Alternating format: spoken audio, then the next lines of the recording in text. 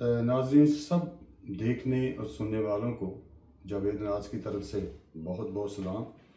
तो आज मैं वो अल्फाज आपकी नज़र करने वाला हूँ। बेटियां भी बाप से बहुत प्यार करती हैं, बल्कि जब बाप बेटी की नज़र से ओझल होता है तो बेटी पे क्या गुजरती है, ये मैं अपने इन अशार में वो बेटी के जज्बात आपको बताऊंगा।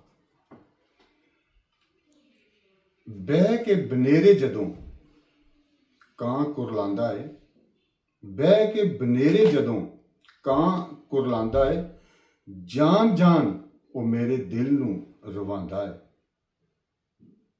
बह के बनेरे जदों कां कुरलांदा है, जान जान वो मेरे दिल नूं रवांदा है।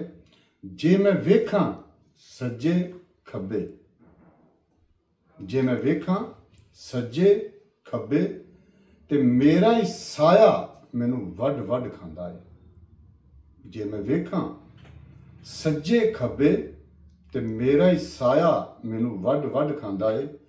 मेरे बाबल हुण ते घर आ जा, मेरे बाबल हुण ते घर आ जा, खाली वेड़ा मैनू बड़ा ही डरांदा है।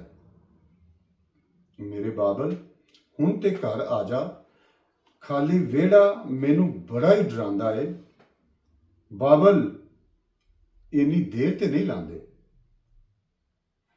बाबल इन्नी देर ते नहीं लांदे, तुहाडा एक एक बोल याद आंदा है।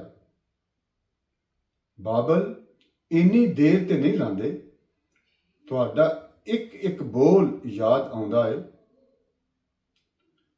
सानिया दे बाबल दुआ करदे रहना, सानिया दे बाबल दुआ करदे रहना, खुदा मेरा हौसला बढ़ाता है।